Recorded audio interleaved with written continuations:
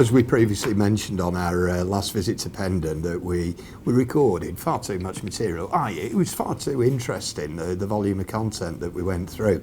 So we've kept some footage for you, and here we go.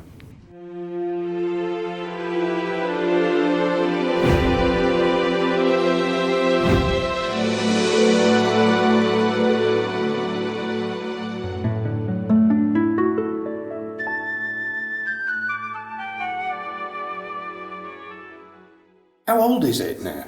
It dates back to the sort of the 20s when it was first started. So it is a very early model railway, and certainly the earliest one with any attempt to put scenery around the railway. John O'Hearn was actually more or less contemporary with Roy England when he was starting to do this. They both were developing techniques for modelling. Interestingly, quite different techniques. Roy was pushing far more detail and hoping to recruit a whole team to help him. John O'Hearn was working on his own, so he had to make more compromises. Roy England was trying to preserve accurately what he saw. John O'Hearn was modelling what he liked. Yeah. And because of that, there are a lot of compromises in the Madder Valley scene. We've got locomotives that are built to the wrong scale, so they would fit on the same track. So we have narrow gauge locos built bigger than they should be. And over here we've got a broad gauge loco that's built smaller than it should be. Yeah.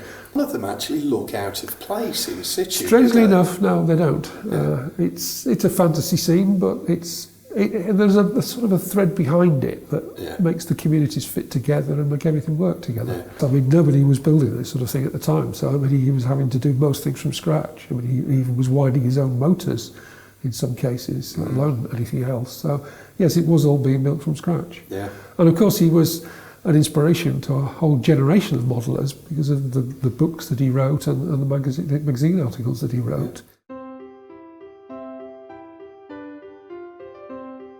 It's a lovely viewpoint as you look down at the end of that scene, isn't it? That's Gammon Magna at that end. Yeah. And then we come down to Gammon End, a small village down here. Yeah. Gradually work your way around, cross over the river, and we get to Much Madder. A bit like Roy, some of these buildings are actually modelled on real buildings, but again he brought them together into the townscape that he particularly liked. So we've got interesting things like Quibble and Cuss, the estate agents, and we've got the Royal Oak dining rooms and so on. I think one of the things is that this actually shows the railway serving communities and serving facilities like the industries, which an awful lot of modern railways don't. They don't seem to have any point. Yeah. There's a station, but there's no town to go with it. And this was trying to put the whole thing in context. But where we have the problem is particularly with the rolling stock. It really is quite fragile. It will not stand up to much use.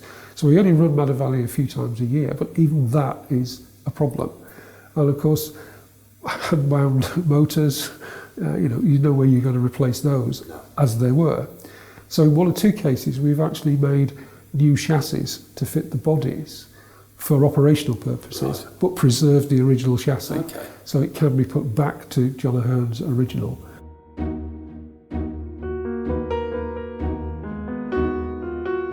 As we said with the track on Dartmoor, there's problems with it. We've actually had to replace some of the track here, and that's always a dilemma because do we conserve it or do we maintain it? What you've got to remember is that the trains in Pendon, the ones upstairs, do something like 25 miles, real miles, a year. Down here on Dartmoor, it's probably slightly less, but not much. I mean, it's probably a good 20 miles that they do down here. So there's a maintenance activity continually throughout the year. In fact, we have what we call the Tuesday gang, who come in and carry out maintenance activities, cleaning and so on. And one of the issues we face today is that there are a dwindling number of modellers with the skills to build scratch-built locos or even kit-built locos compared with the ready-to-run stuff that's available today. Because you've got to be a builder of that calibre to be somebody who can service to that These calibre. models are very delicate. As you can see from the loco here, there's a lot of very delicate parts on it, much more delicate than on commercial ready-to-run stock. And it needs very careful handling. And if you've built them yourself, you understand how that has gone together. We do tend to cycle the locos around a bit, and particularly if we've got one which is causing problems, it will be taken out and a substitute loco. But remember, What we're doing here is depicting actual trains that were seen. Yeah. So we need to make sure that what we put in is authentic. Yeah. It's no good sort of taking a King loco off and putting a 5700 pannier on instead. It has to be something which will be appropriate both for the type of work and also the period. So we may have the right loco, but it's got the wrong livery on it, because we're covering a period from the 1920s through the 30s.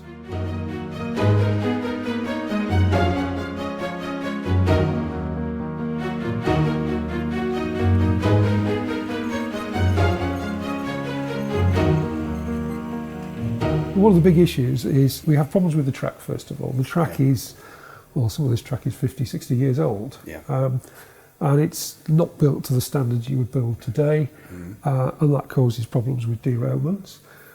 We have a lot of problems with pickups. That's the typical thing that we'd have difficulties with, wheel cleaning and so on.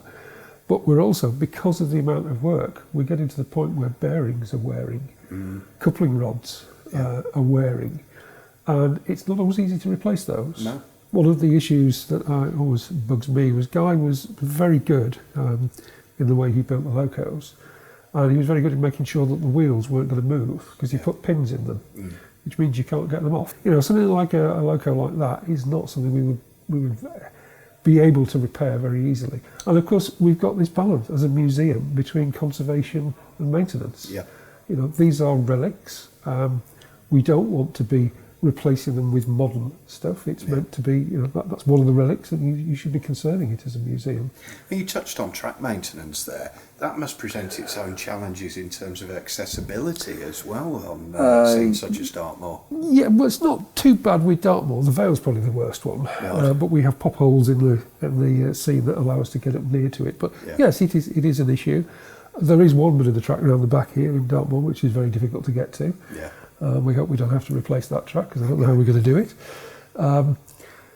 One of the issues is we're all ageing and gaining a bit of weight as well.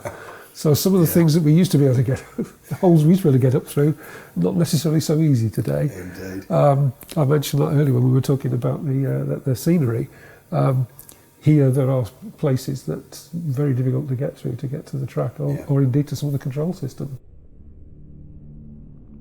The first thing is my background is in electronics and IT, so I had the skills to build this sort of thing. It's actually based on a lot of computer chips. It is computer, it's not DCC, they're analog controllers, but there's a lot of what we call PIC chips, programmable interface chips, throughout the system. Probably something like 70 of them in this scene, and some of them are upstairs. And they all perform different functions. So we have sensors throughout the track. What called Hall effect devices that pick up a magnetic field. So we have magnets on the locos and on the last vehicle that we can detect where the train's got to and trigger various actions. So for example, the junctions, like this one here, is managed automatically. As the train approaches, it generates a request. If the route can be set for the train, there's no conflicting route, it's set, the train's allowed to proceed, otherwise it stops at the signal.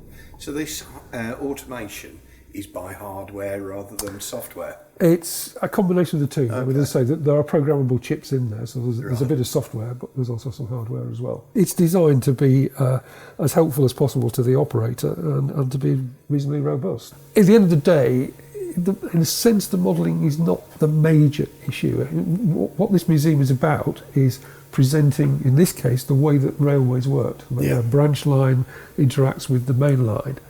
And so the models are just a vehicle for doing that. So it's, we have this sort of balance between the modelling activities and the fact that we're using this to represent history.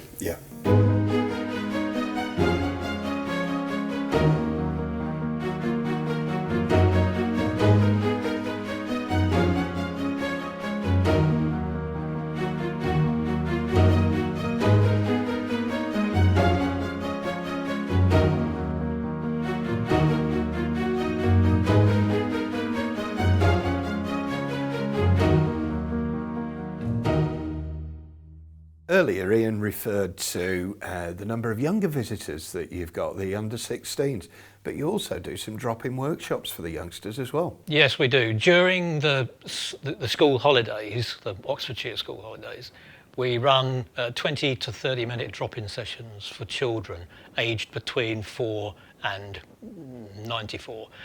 14 I should say. The idea is that the child sits down in front of someone who is going to show them how to build a small piece of scenery that includes a path, some grass and a tree, and they do it themselves. There should be no guidance from parents or grandparents. So it's their responsibility to make a decision about where the path goes. They have to write their own name on the back of the tile, that sort of thing. It's a bit of fun. They all go away with big grins, clutching their little models.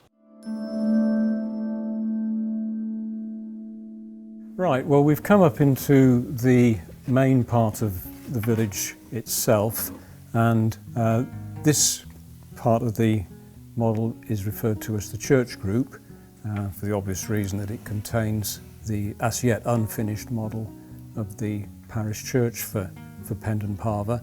But it's very much the centre point of the village, so there are several shops here which would have provided a strong focus for the community. We have some of the schools are in the vicinity, and some of the very larger farms which form part of the community are here as well. So now, the scene itself, it's an interesting mix, because that's actually a mock-up church, isn't it? That's not a part-finished one? that is a mock-up simply placed to a design of the overall scene itself. The church is not yet started. It's a very substantial project in its own right. But in order to design the scene, it was important that I had an accurate representation of the church that is precise in terms of its dimensions, so that I could experiment with the placement of the model and see how that would affect the view that the public would get of the other parts of the scene that are around it. So it's an important part of the planning phase of the modelling, but the mock-up itself will eventually be replaced with a fully detailed model of the original church itself. We were working from a plan here. The village itself was quite carefully planned in detail by Roy England. It went through several iterations, as you might expect, and he changed his mind on several occasions. Still plenty to think about, even though the basic framework of the group was set out by Roy many years ago. A very useful device in any level of modelling is to place what we might call view blockers at strategic points within your scene. But the idea is that they automatically impose a framing effect, so that particular views are opened up, others are blocked off, and that then obliges whoever is looking at the model to look at it in a particular way. One of the things which I was trying to achieve with this part of the village is to make people explore it in a visual sense, rather than being able to take in the whole scene in one single gaze, that they would be obliged to look at it from different vantage points, and that would heighten the experience, the pleasure almost of looking at the model, because it opens up unexpected views of the models. I'm looking at it and I really want to look at the path up through the gates. Yes. That to me looks like that's the view I want to see at the moment, but I'm looking across there, and because stuff's hidden, I've got to keep moving around. Yeah. Well, there's a good example, the model of Duck Stores, which stands alongside the church. When the viewer sees it at first, it's an oblique view looking up the lane between Tom Brown's school and the Shrivenham butcher's shop. So you only see it sideways on, and you get a sense that there is a substantial and interesting building there, but you can't actually make it out in the first instance. But when you move a little bit to the left, you then get a deliberately contrived framed shot where you can see the front of most of Duck Stores, but critically not all of it, framed between the two trees and partly shielded by the bulk of the church, which stands at the very top of the ground. So that is a deliberate framing effect. It makes viewing it far more, although this is a historically important model, it also makes viewing it a real joy, because you are discovering different things at all times. I think one of the things with model making and modelling in general is that if you can make that mental jump to accept that the model world is temporarily a real world, then the process of imagining what that place is like is greatly enhanced. It's what in the theatre world is called suspension of disbelief, where you have to invest in the story that's being told.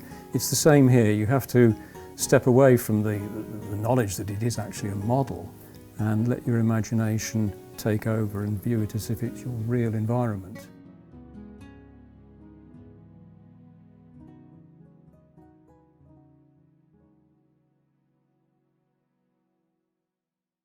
Hi, my name's Liam Barker. I'm one of the DCC fitters for Hathens Model Railways, and I'm going to show you how to do a basic sound fitting today. So today we're going to be fitting a Helgen Class 26. We'd always start firstly by having our decoder and speaker, which is the latest Lock Sound version 4 decoder. First off by removing the body, removing the analog DC blanking plate. Secondly, prior to DCC fitting, we would also gain access to a serial number from the chip itself, which we would then request to a third-party source for the sound file. Once we've received that information from our third party for the specific sound for the Class 26, we would then install the chip. So the next procedure would be to solder the speaker to the DCC chip, taking in health and safety precautions for solder.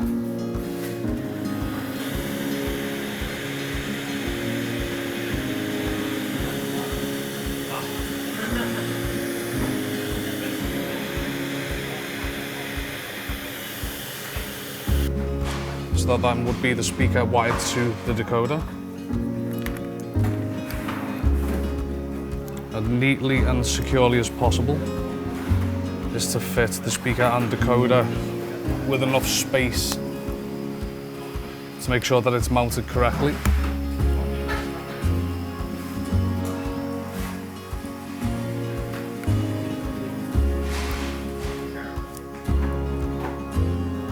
So once we've got the DCC chip mounted, keeping any other electrical connections away from each other to prevent short-circuiting.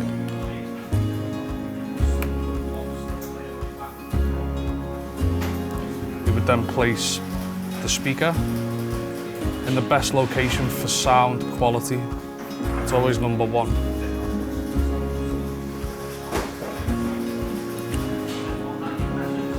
Keeping all wiring out of the way of any other connections. Just make sure that that's mounted nicely.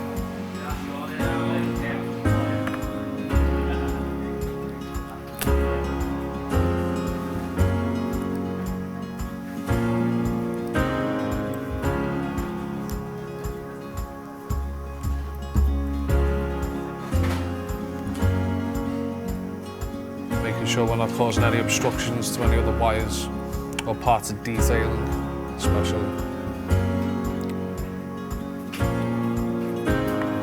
And place the body back onto its original chassis, again without causing any detailing damage.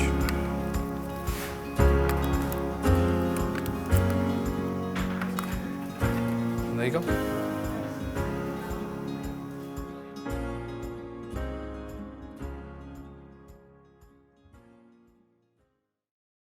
Next month, I travel to the North Norfolk Railway with Phil Parker for a behind-the-scenes tour of this popular tourist attraction. I couldn't resist seeing what it's like to fire and cook breakfast on a 1943-built WD locomotive, whilst Phil Parker explores and gets inspiration for his railway workers' cottage. Plus, we meet up with the model engineers at Holt Station for a tour of its ride-on railway and explore the model railways, museum and so much more in this epic, action-packed adventure. Don't miss the spring issue of BRM, on sale March the 1st.